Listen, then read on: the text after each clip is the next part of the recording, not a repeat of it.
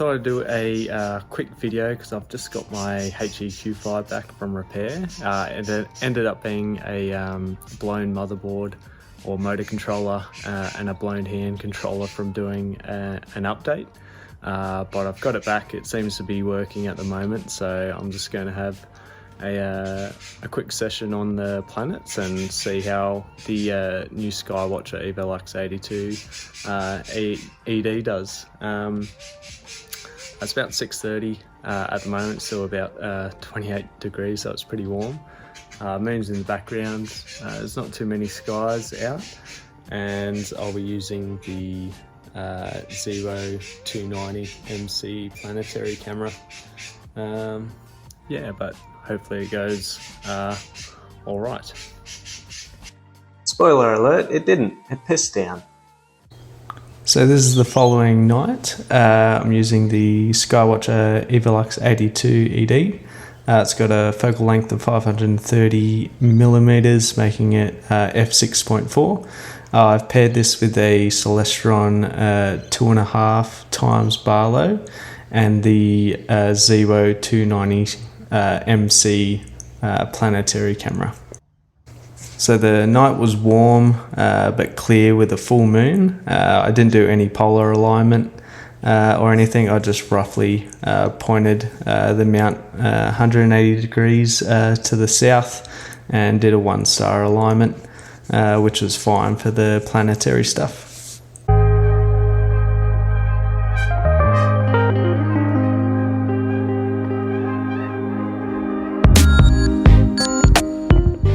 So the following night went pretty well. I was able to get a good amount of data on Jupiter and Mars. When I was on there, I turned around to see Saturn start to set over my roof. By the time I got set up, I was able to get I don't know, maybe a minute on it, and I think my scope was half roof, half Saturn. So it was a bit fainter than it should have been, but I captured some footage nonetheless. And once I finished that, I was kind of just having a look around, and I saw that Neptune was out. I've never been able to see Neptune before visually or through an astro camera or planetary camera at all. So I thought I'd try my luck, and I saw a little dot, and it was Neptune, which was pretty cool. It was only a dot. I got what I could. I think I took about a minute of video, and I could use about 10 frames from that, but I thought that was really cool anyway. So I don't know, it's a good all-round scope I'm starting to find. I might do another, maybe a detailed review between this Evolux refractor and my very large 152mm refractor, which is an achromat.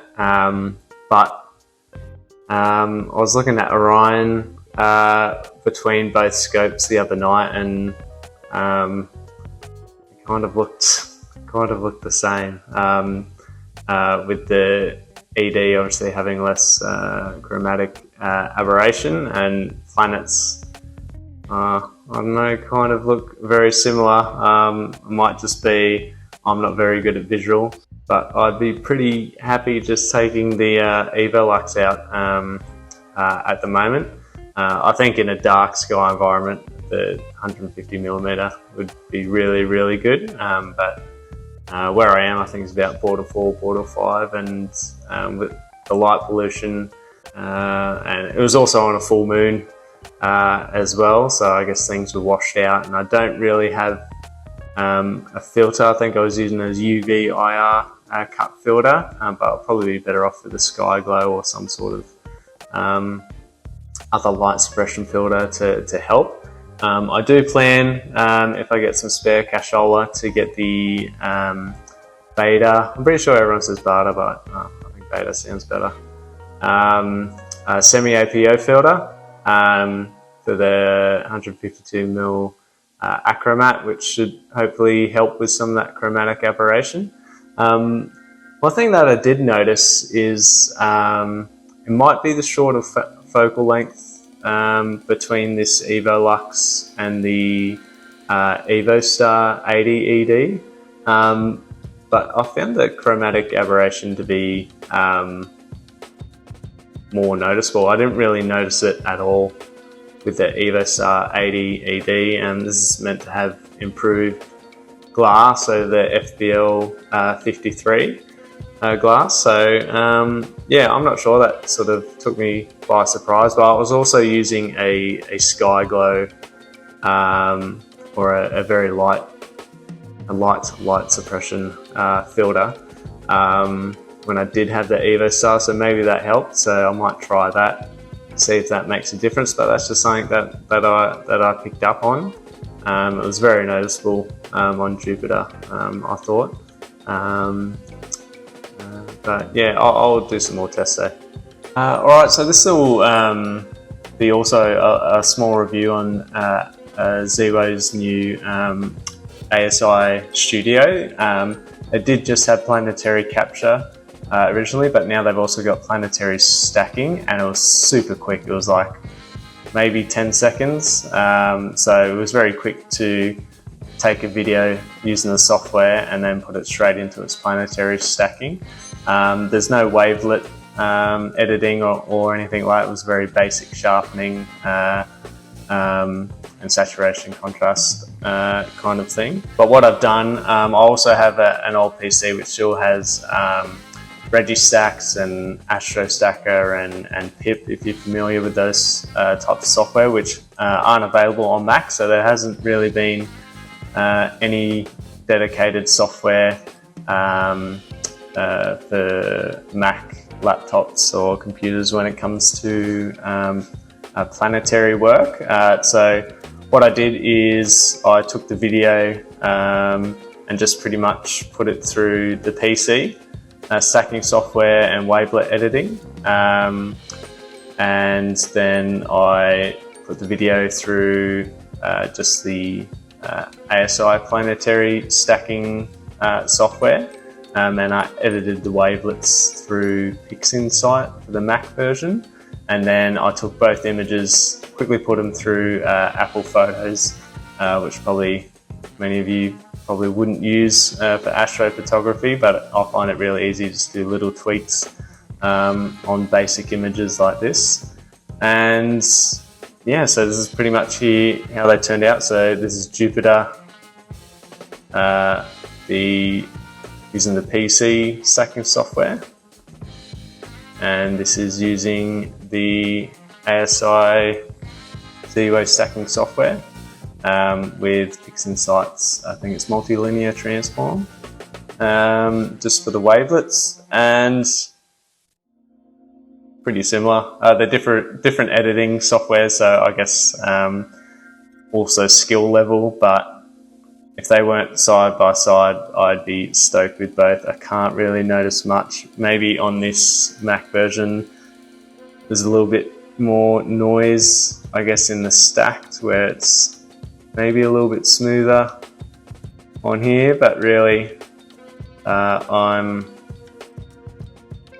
very happy for that, for, you know, doing planetary work with a short focal length, or shortish focal length refractor. And hopefully that gives you an indication if you have a similar size scope when you're doing planetary work.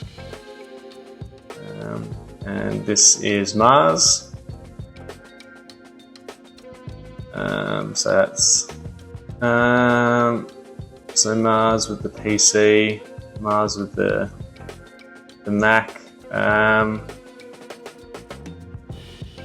Again, a lot more similar. Like it's obviously a bit sharper on the PC version, but there's obviously more artifacts.